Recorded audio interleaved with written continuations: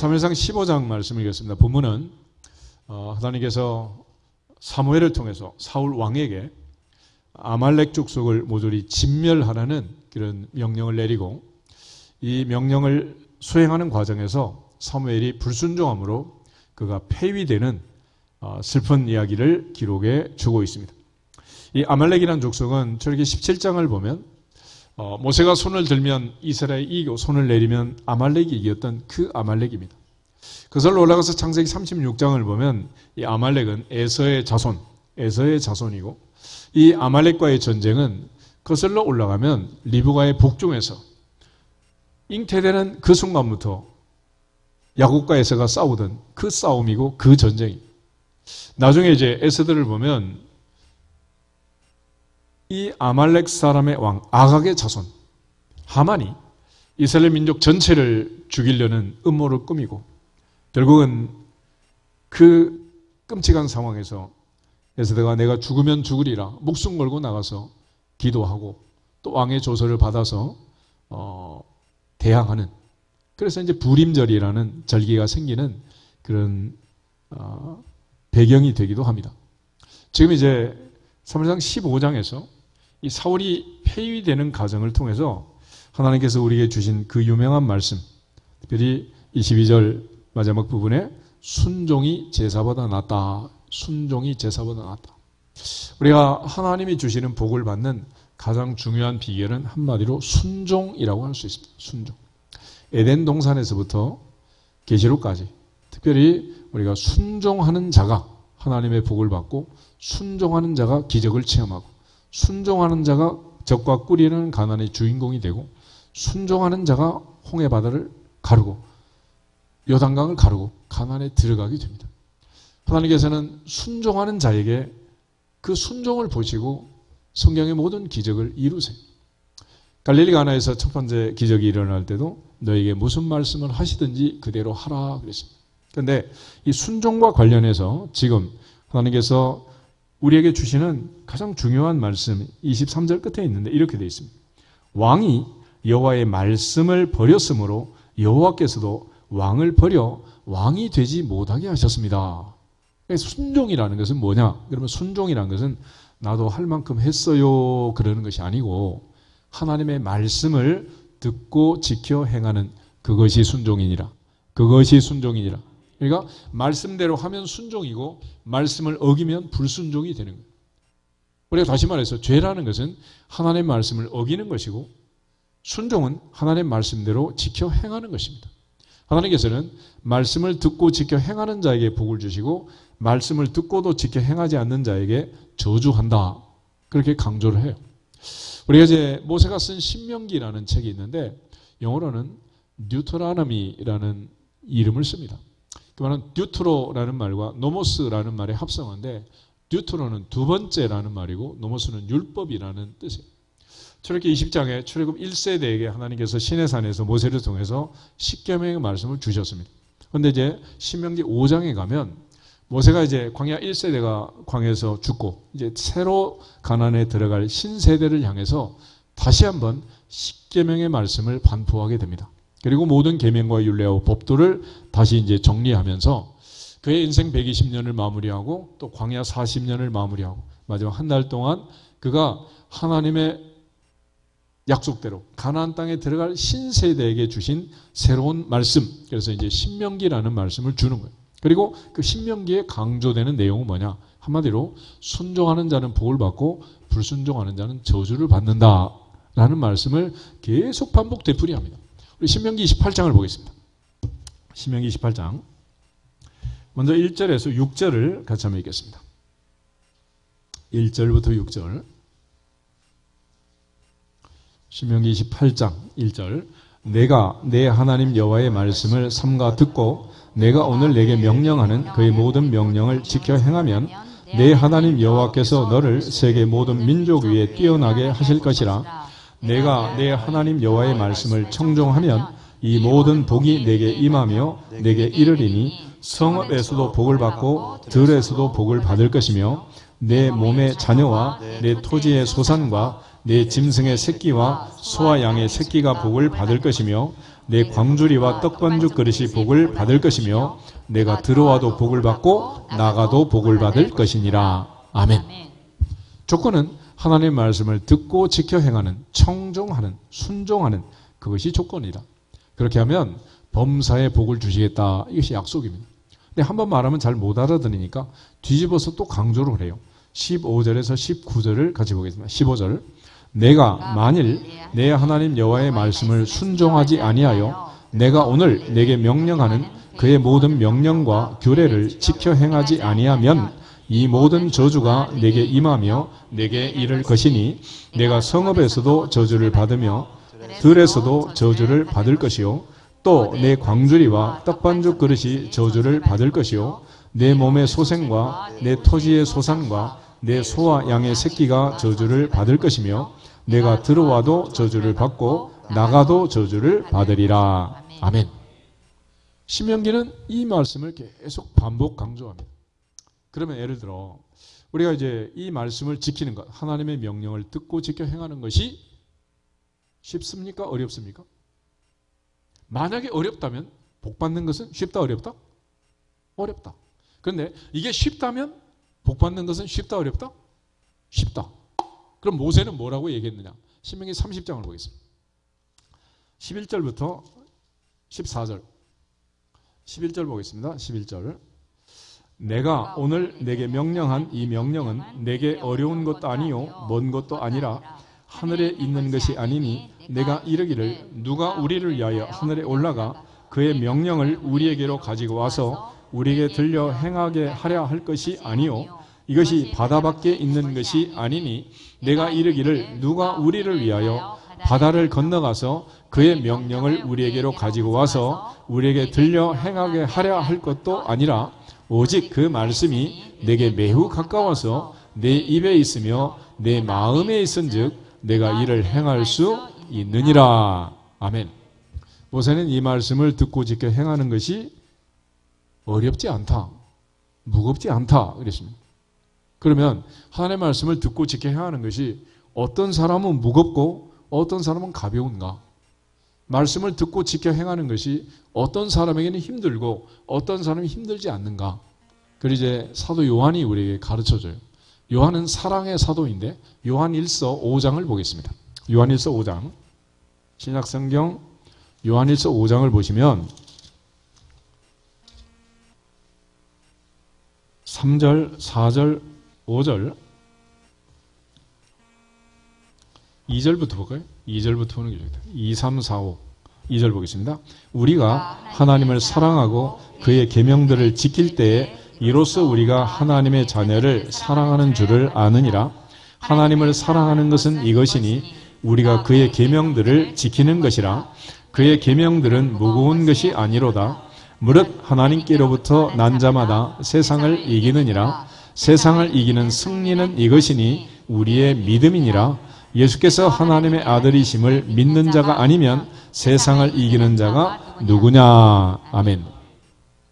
다시 말하면 사랑하면 무겁지 않고 사랑하면 쉽다, 그런 얘기입니다.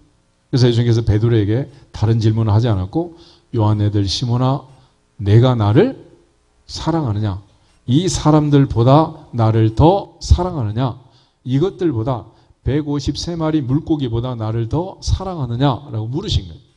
그러니까 우리가 하나님을 사랑하면 쉽다는 거예요. 그러니까 우리가 범사에 무슨 일을 하든지 사랑하면 쉬우는 거예요. 사랑하면. 그러니까 내 아들한테는 새벽 2시에 라면 끓여줘도 어려워, 쉬워? 쉬워. 그렇지? 근데 시어머니 아들이 끓여달라 그러면 어때? 힘들어. 그렇지? 무슨 차이? 사랑의 차이. 그렇지? 내가 사랑하면 쉬운 거야. 그러니까 사랑하면 비행기 타고 지금 공항에서 뉴욕 날아가는 거 쉬워. 그런데 사랑하지 않으면 앞에 가게 가서 물건 사오는 것도 힘들어. 그러니까 무엇이 중요하다? 사랑. 그렇기 때문에 이 말씀은 하늘 꼭대기에 있는 것도 아니다. 바다 밖에 가지고 보물섬을 찾아가지고 보물지도 가지고 그렇게 찾아와야 되는 게 아니라는 거예요. 그런데 사랑하면 하늘의 별도 달도 따다 준다 그러잖아. 그런데 이거는 그런 문제도 아니다. 이거는 내 마음이 있고 우리가 손을 펴면 볼 수 있는 말씀인데 이게 뭐가 어렵냐는 거예요. 그래서 모세는 이게 쉽다라고 말합니다. 그러므로 우리에게 주어진 이 말씀을 잘 듣고 지켜 행하면 복을 주시리라.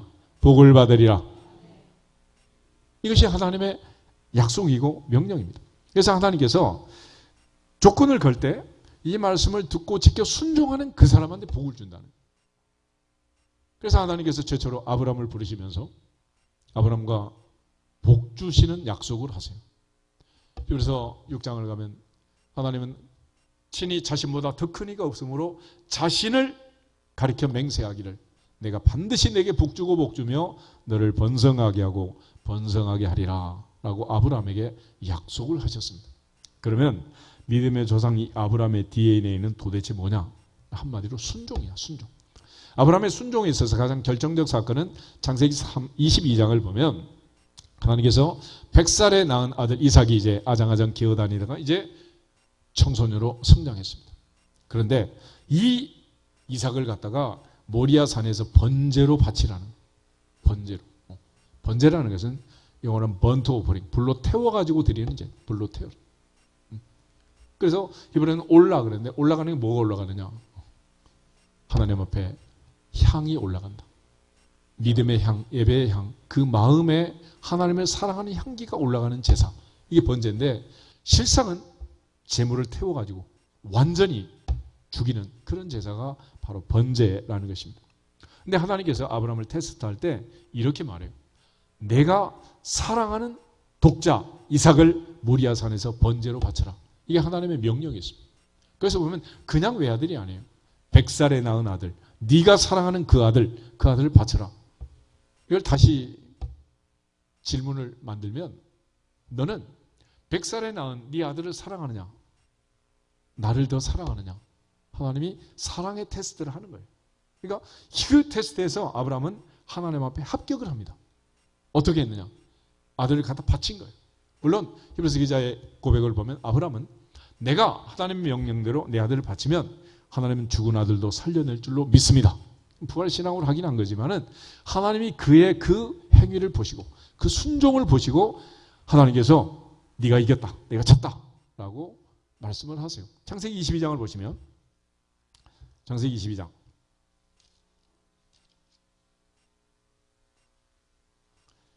모레산 제단 위에 아들을 놓고 칼을 내리치려는 그 장면에 하나님이 놀라서 그를 부르십니다. 11절 12절 두 절을 보겠습니다. 11절 여호와의 사자가 하늘에서부터 그를 불러 이르시되 아브라함아 아브라함아 하시는지라 아브라함이 이르되 내가 여기 있나이다 하매 사자가 이르시되 그 아이에게 내 손을 대지 말라 그에게 아무 일도 하지 말라 내가 내 아들 내 독자까지도 내게 아끼지 아니하였으니 내가 이제야 내가 하나님을 경외하는 줄을 아노라. 아멘. 순종이라는 것은 사랑이라는 것은 아끼지 않는 거다. 아낌없이. 그러니까 내가 뭔가를 아까워하는 것은 사랑한다 안 한다? 안 하는 거지. 그렇지만 아낌없이 아까워하지 않고 바치는 것은 드리는 것은 내가 그 사람을 상대를 사랑하는. 그래서 하나님께서 아브라함의 사랑을 인정하시고 아브라함의 믿음을 인정하시고 믿음의 조상으로 삼으셨는데 한마디로 이 모든 과정은 순종이라고 정리할 수가 있습니다. 하나님께서는 또 기쁘시면 항상 한 번만 하지 않아. 또 한 번 더 해. 그래서 두 번째 하나님이 다시 말씀을 15절부터 18절을 보겠습니다. 15절 여호와의 사자가 하늘에서부터 두 번째 아브라함을 불러 이르시되 여호와께서 이르시기를 내가 나를 가리켜 맹세하노니 내가 이같이 행하여 내 아들 내 독자도 아끼지 아니하였은즉 내가 내게 큰 복을 주고 내 씨가 크게 번성하여 하늘의 별과 같고 바닷가의 모래와 같게 하리니 내 씨가 그 대적의 성문을 차지하리라.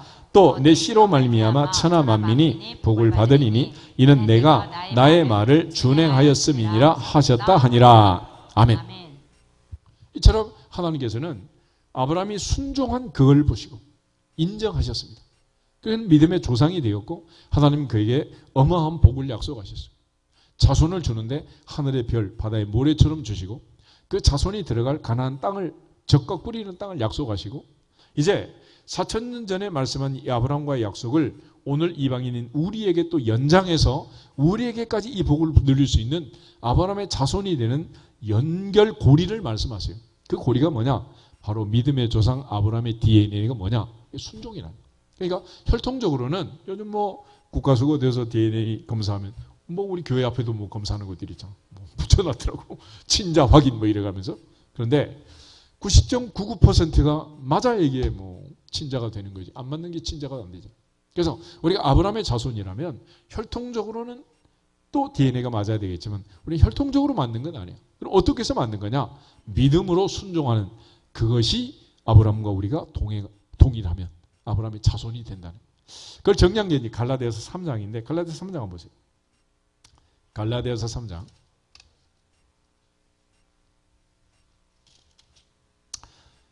먼저 6, 7, 8, 9 4절을 같이 한번 보겠습니다. 6절 아브라함이 하나님을 믿음에 그것을 그에게 의로 정하셨다 함과 같으니라. 그런즉 믿음으로 말미암은 자들은 아브라함의 자손인 줄 알지어다. 또 하나님이 이방을 믿음으로 말미암아 의로 정하실 것을 성경이 미리 알고 먼저 아브라함에게 복음을 전하되 모든 이방인이 너로 말미암아 복을 받으리라 하였느니라. 그러므로 믿음으로 말미암은 자는 믿음이 있는 아브라함과 함께 복을 받느니라. 아멘. 아브라함은 아들을 내가 바치면 하나님이 살려낼 줄로 믿습니다. 그는 부활신앙으로 4,000년 전 아들을 바쳤단 말이에요. 그러한 믿음으로 아브라함처럼 순종하는 자는 아브라함의 자손이 되고 아브라함과 함께 복을 받는다라고 말해요. 그래서 이제 이방인인 우리가 주 안에서 그리스도 안에서 하나님의 자녀가 되어 아브라함과 같은 복을 받는데 우리의 믿음을 검사했을 때 우리의 DNA가 아브라함처럼 하나님보다 더 사랑하지 않고 하나님 앞에 아낌없이 바치는 순종하는 충성하는 DNA가 나오면 이 복을 받는 거예요. 할렐루야.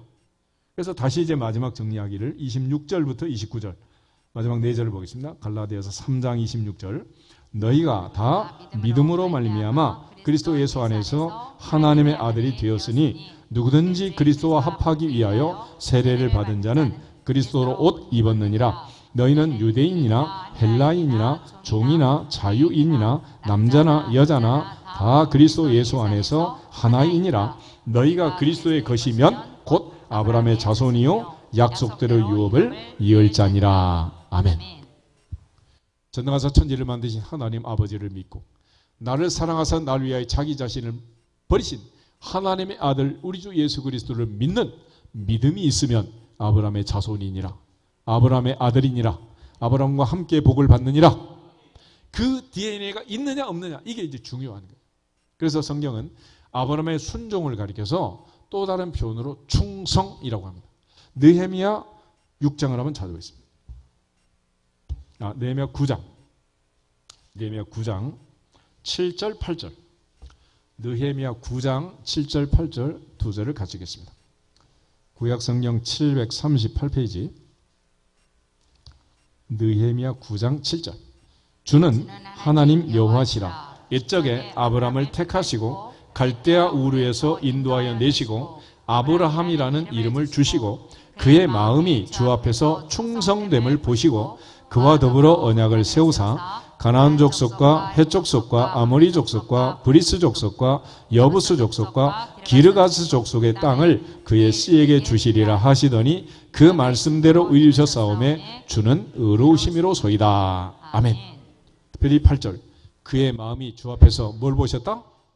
충성됨을 보셨다. 애는 내가 시키면 시키는 대로 명령하면 명령한 대로 아들을 바쳐라 해도 바칠 것 같은 분명한 믿음을 인정하시고 그의 충성됨을 보시고 이걸 맡기십니다. 또 하나님께서 아브라함처럼 충성됨을 보시고 부르신 한 사람이 있는데 그게 바로 사도 바울이에요. 디모데전서 1장 한번 찾아보겠습니다. 디모데전서 1장을 보면 바울은 원래 스데반 집사님이 순교할 때 찬성 투표를 했던 사람이고 하나님의 교회를 핍박하고 박해했던 사람입니다. 그런데 하나님께서 왜 이 바울을 선택했느냐? 12절 디모데전서 1장 12절 13절 두 절을 보겠습니다.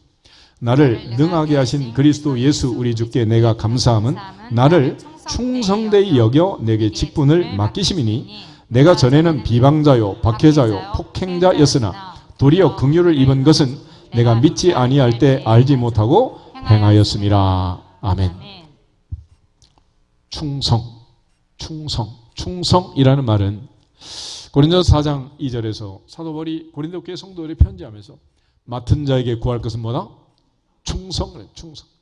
헬라어로 피스티스 이 단어의 의미는 한자어 충성과 똑같아요.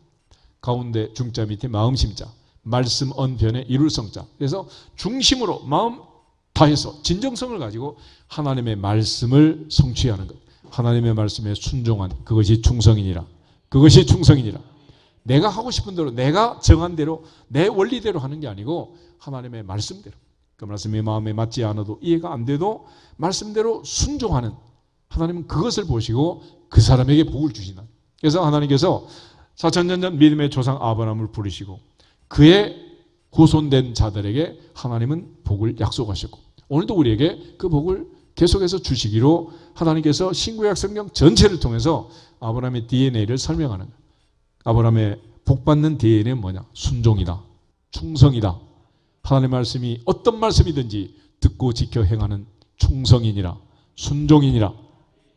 창세기 26장을 보면 그래서 그의 아들 이삭이 이제 100배로 복받는 얘기가 있어요. 창세기 26장을 보시면 하나님께서 아브라함의 아들 이삭에게 복을 주실 때 복을 주신 이유가 뭐냐? 첫째는 하나님이 아브라함과 맹세한, 언약한 그대로 그의 아들에게 복을 주시는 것이고, 그 아들이 본인이 잘 지키고 행하고 복을 받을 만한 일을 해서가 아니라 하나님께서 아브라함의 순종을 보시고 그 아들에게 복을 주신다는 거예요. 창세기 26장 4절, 5절 두 절만 3절, 4절, 5절 세 절을 보면 되겠습니다. 이 땅에 거류하면 내가 너와 함께 있어 내게 복을 주고 내가 이 모든 땅을 너와 네 자손에게 주리라. 내가 내 아버지 아브라함에게 맹세한 것을 이루어 내 자손을 하늘의 별과 같이 번성하게 하며 이 모든 땅을 내 자손에게 주리니 내 자손으로 말미암아 천하 만민이 복을 받으리라. 이는 아브라함이 내 말을 순종하고 내 명령과 내 계명과 내 율례와 내 법도를 지켰음이라 하시니라. 아멘. 그래서 이 아버지 아브라함이 순종했기 때문에, 내 계명과 율례와 법도를 지켰기 때문에 내가 너에게 복을 준다. 그렇게 하나님이 이삭에게 다시 말씀하셨어요. 너 때문에 복을 주는 게 아니라 네 아버지 때문에. 그래서 솔로몬이 범죄했을 때 하나님께서 너만 보면 너는 능지처참이다. 근데 네 아버지 다윗 때문에 이번에는 참는다라고 말해요. 요즘 애들이 소원이 재벌 2세라 그러잖아. 내가 복을 받고 싶은데 우리 아버지가 노력을 안 한다고?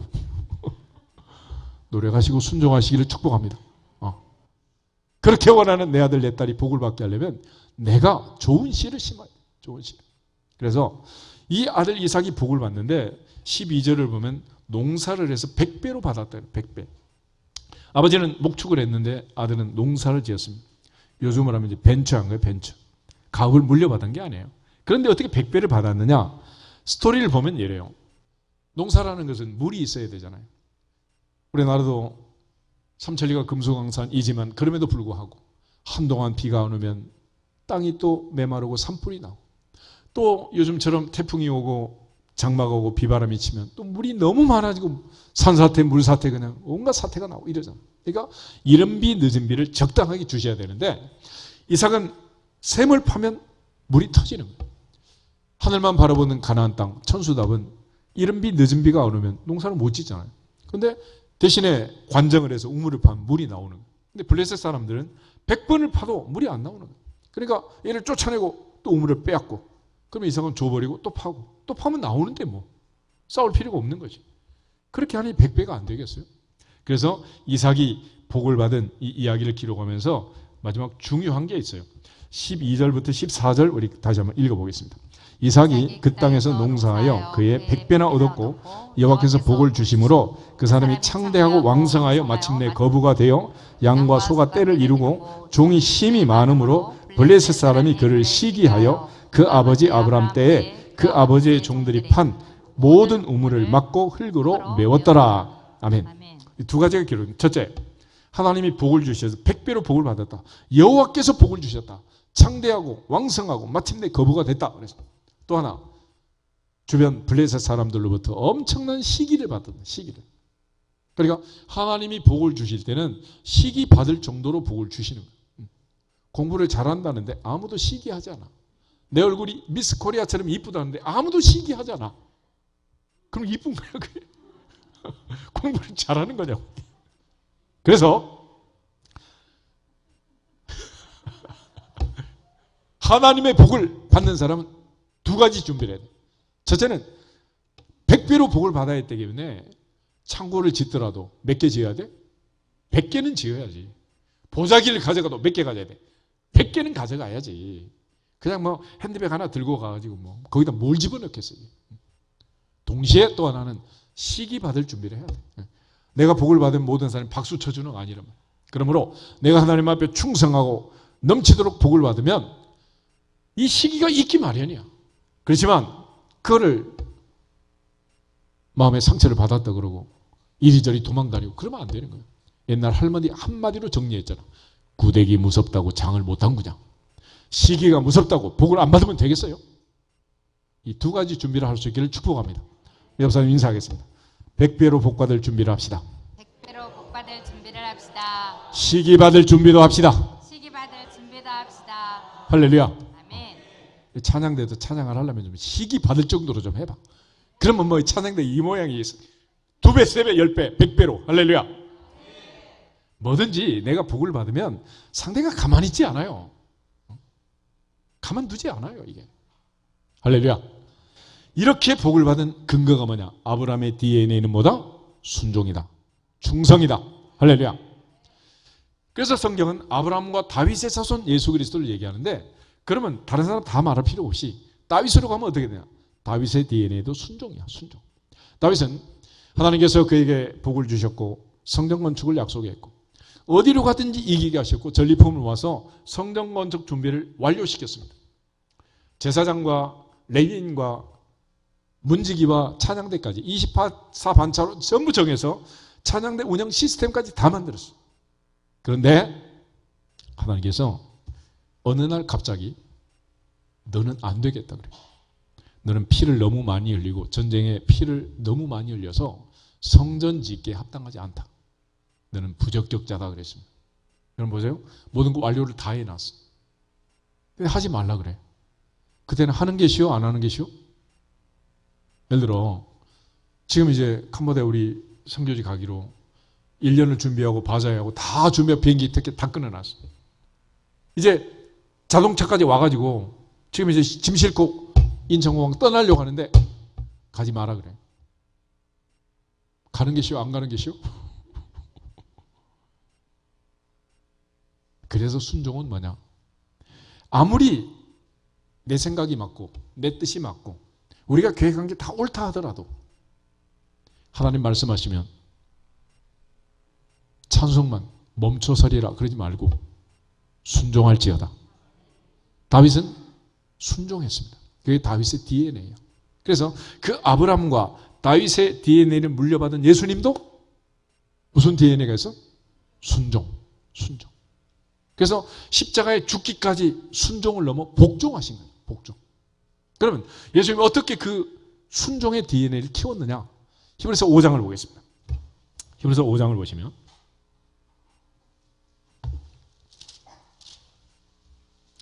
7, 8, 9, 10 4절을 보겠습니다.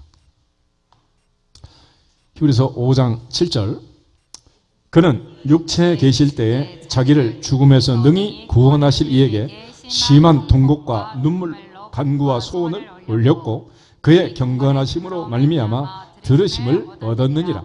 그가 아들이시면서도 받으신 고난으로 순종함을 배워서 온전하게 되셨은 즉 자기에게 순종하는 모든 자에게 영원한 구원의 근원이 되시고 하나님께 멜기세덱의 반차를 따른 대제사장이라 칭하심을 받으셨느니라. 아멘. 주님 이 땅에서 얼마나 많이 울었는지 얼마나 많이 눈물을 흘렸는지 얼마나 많이 고통스러웠는지 주님은 그 공생의 기간 짧은 세월을 살았지만 너무너무 힘든 인생을 살았다는 거예요. 이게 무슨 뜻이냐 그러면 여러분 지금 내가 이 어려운 때를 보내는데 그래도 살만하다 이런 사람은 이전보다 현재가 좋은 거예요. 그런데 지금 정말 살기 힘들다 그 말은 내가 과거에 너무 화려하게 살았다 이런 뜻이에요.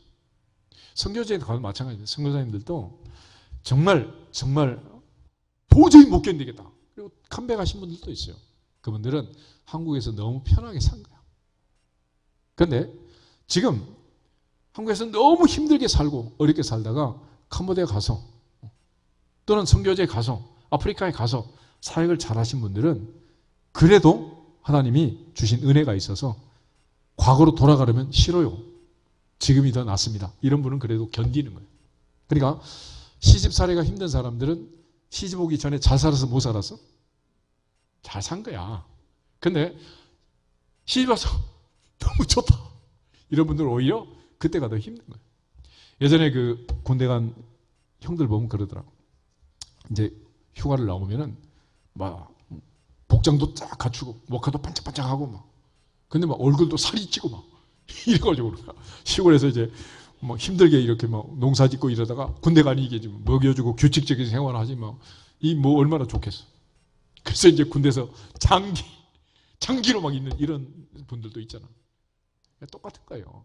그래서 우리가 하나님 앞에서 예수님을 보면 하나님이 사람이 되어서 사람처럼 살라 그래요. 힘들어 힘 안 들어? 힘들어 힘 안 들어요. 얼마나 힘들겠어. 전에 그 필리핀 가서 그 사역을 하는 그 모사님들 사모님들 그 세미나를 내가 몇 번 다녔잖아요. 근데 그때 가니까 한 모사님 부부가 와가지고 이번 집회는 저희들을 위한 같습니다 그러더라고. 그래서 왜 그렇습니까? 그랬더니 자기들이 그 하용조 목사님 돌아가시기 전에 온누리교회 그 뭐 그런 전도 잔치를 많이 했더라. 그러면 이제 호텔 같은 거 빌리고 또 전부 다 테이블 해가지고 데코레이션 하고 이거 전체 코디네이터를 했던 사모님이 오신 거예요. 근데 그렇게 하다가 필리핀에 왔으니 쉽겠어 안 쉽겠어? 얼마나 어렵겠어? 얼마나. 그러니까 이 위로가 된 거예요. 위로가. 그래서 밥은 배부른 사람한테는 진수성찬 차려도 고마움이 없어. 배가 고파야지. 그래서 예수님의 이 사역은 바로 그거야. 그래서 하나님께서 우리에게 복을 주실 때는 고난의 훈련을 시킵니다. 고난. 그리고 그 고난을 통해서 순종을 배우게 하고 그 고난을 통해서 우리에게 순종을 배우고 순종을 배운 자에게 복을 주시는 거예요. 그래서 우리 흔히 고난은 위장된 축복이다. 환난은 인내를, 인내는 연단을, 연단은 소망을 이루는 줄 알기 때문에 우리는 환난 중에도 기뻐한다. 그랬잖아요. 야고보는 여러 가지 환난을 만나거든 온전히 기쁘게 여기라. 너희의 시련이 인내를 만들어내고 인내를 온전히 이루면 온전하고 구비하여 조금도 부족 없는 사람이 되면 하나님이 물 붓듯 기름 붓듯 누룩건더러 넘치도록 복을 주시리라. 복을 주시리라. 그래서 하나님이 이런 계획을 가지고 하는 거예요. 그래서 이스라엘 백성들이 광야에 들어갈 때도 가나안을 먼저 준 게 아니라 광야 40년이 먼저 있어요. 이 광야를 통하고 견딘 사람이 가나안에 들어가는 거예요. 아담과 하와의 비극은 뭐냐? 어느 날 눈 뜨고 보니 에덴 동산이 펼쳐져 있는 거예요.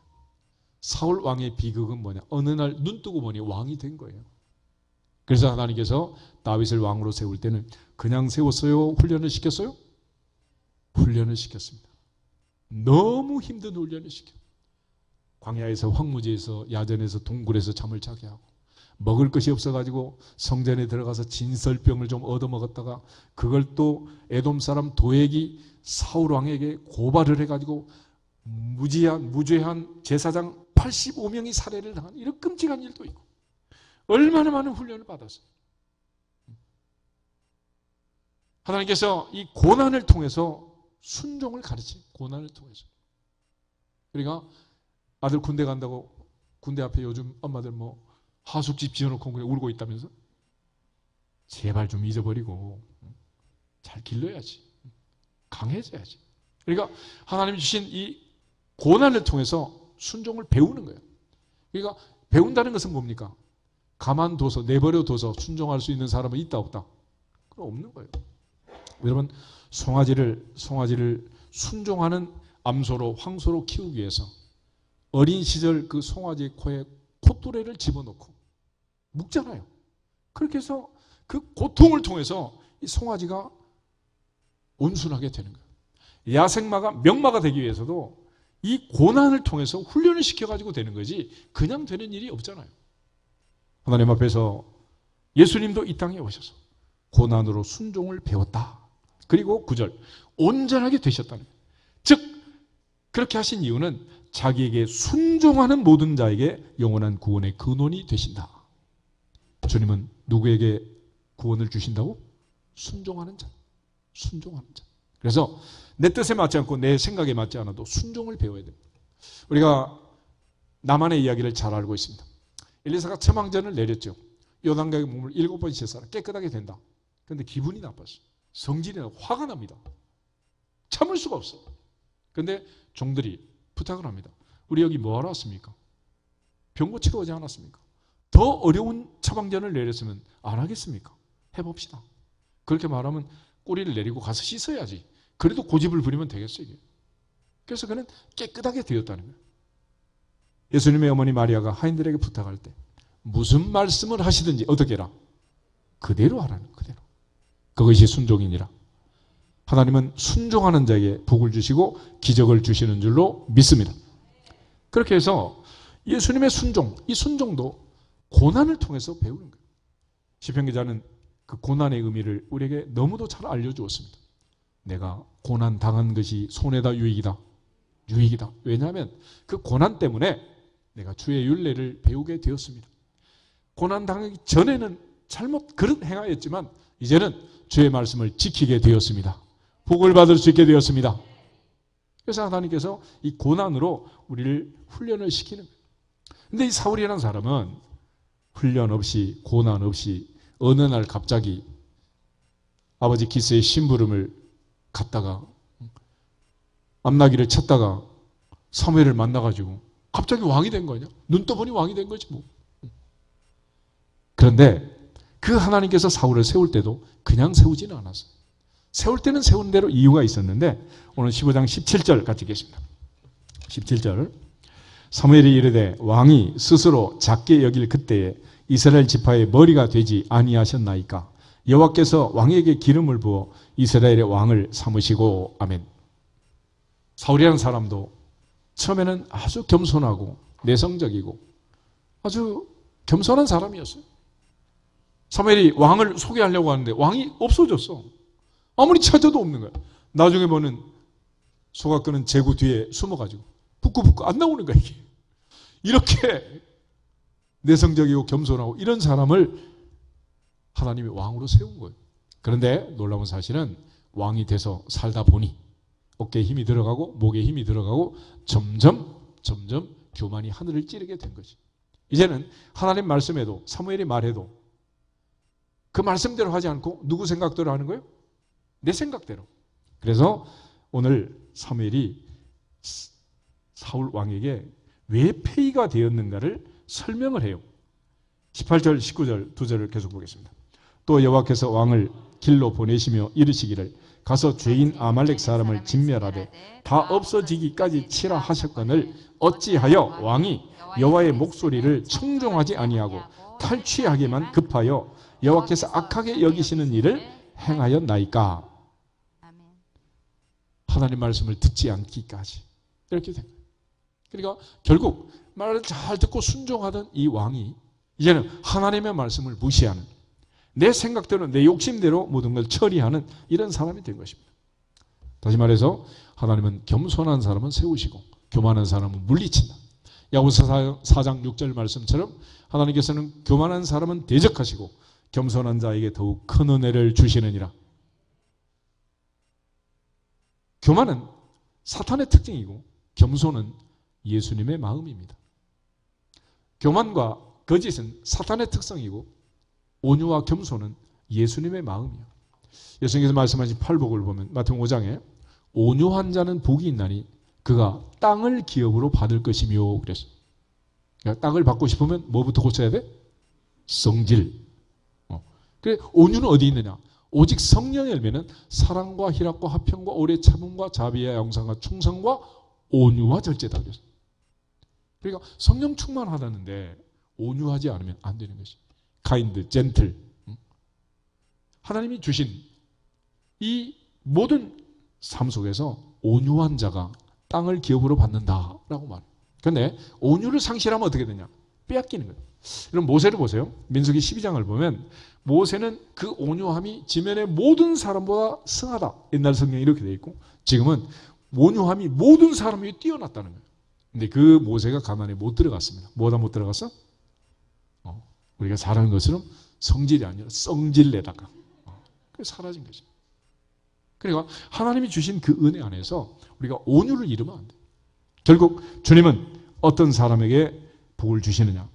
온유하고 겸손한 사람에게. 그래서 사울은 온유하고 겸손할 때 왕이 됐지만 그가 하나님의 말씀을 무시할 정도로 이제 교만해지고 사탄의 유혹에 그가 말려들어서 욕심이 잉태하면 죄를 낳고 죄가 장사하면 사망을 낳는데 사탄이 육신의 정욕, 안목의 정욕, 이생의 자랑으로 그의 마음에 역사해서 결국 폐위가 되고 만 거예요. 그런데 그렇게 했으면 좋은데 에덴 동산의 아담과 하와 이야기처럼 사무엘이 그에게 이 잘못을 지적하자 이번에는 또 변명을 해요. 변명을. 나는 아니었는데 백성들 때문입니다. 그래요. 백성들 때문에.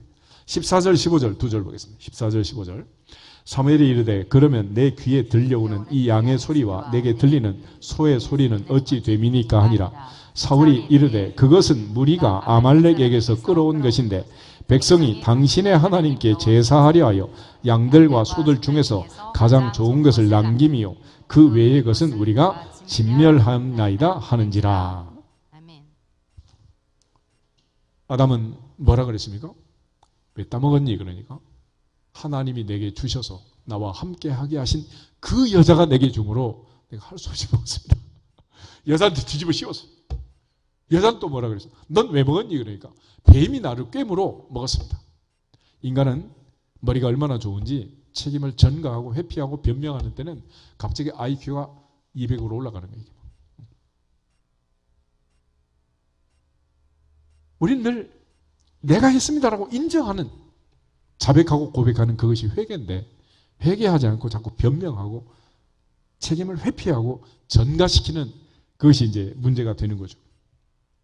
하나님께서 주신 그 기회를 회개의 기회를 놓쳐버린 거예요.